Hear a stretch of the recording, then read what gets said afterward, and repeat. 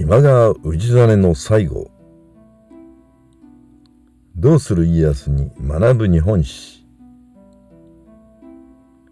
勝ち組か負け組か。今川氏真は徳川家康に掛川城を追われると、妻早川殿の実家である北条氏を頼った。今川氏真の生涯を見ていこう。今川氏真は父今川義元と母武田信虎の娘常慶院の嫡男として1538年天文7年に生まれた。氏真は高宗寸三国同盟が結ばれると、北条氏康の娘早川殿と政略結婚している。そして1558年頃、氏真が20歳の頃に父義元から今川家の家督を譲られている。ところが1560年永禄3年、今川義元が織田信長に桶狭間の戦いで討ち取られた。今川軍の戦死者は3000人にも及び、義元と共に多くの重臣たちを失った今川家は危機に直面する。引間城主の伊能連達が反旗を翻すなど、多くの黒人衆たちが武田氏や徳川氏へと寝返った。氏真は伊能連達と共に讒言によって飯野屋の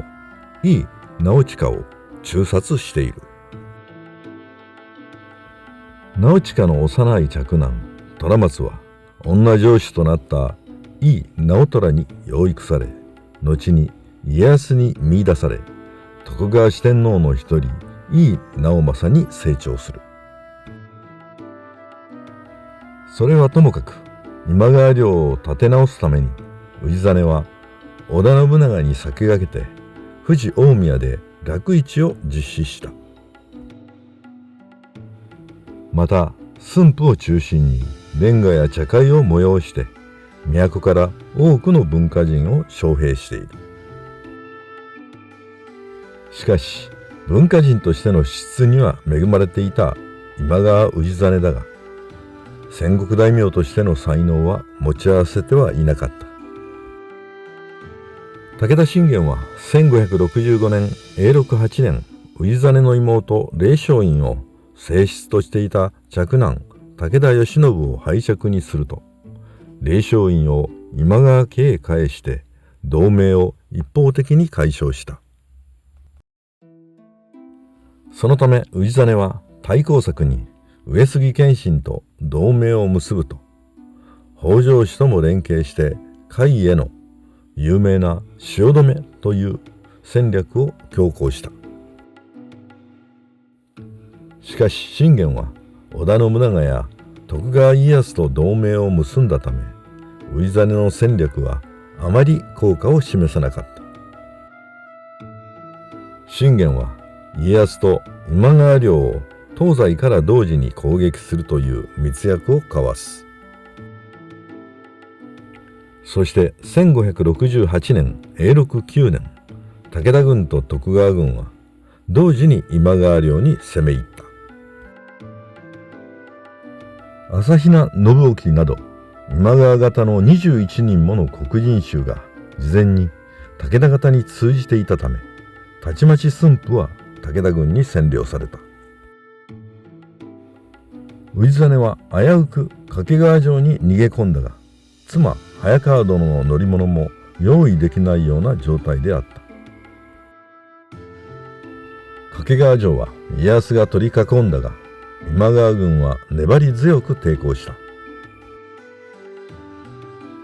そのため家康は徳川氏、北条氏、今川氏の三者で武田勢が退くと、氏真を再び駿河の国主にするという和睦の取り組みを交わした。そして氏真は妻早川殿の実家である北条氏へと移ったが、この三者の取り決めが履行されることは永遠になかった。早川殿の父北条氏康が亡くなり、北条氏政が家督を継ぐと、氏政は武田氏を恐れて同盟を復活させた。そのため氏真と早川殿は浜松の徳川家康を頼っている。氏真は上洛して織田信長とも対面して特技の蹴鞠を披露している。周囲の者たちは氏真を親の敵である信長に屈した臆病者と陰で揶揄した。しかし氏真にしてみれば侵略したのは父義元の方で、信長はそれを阻止したまでだと考えていたようである。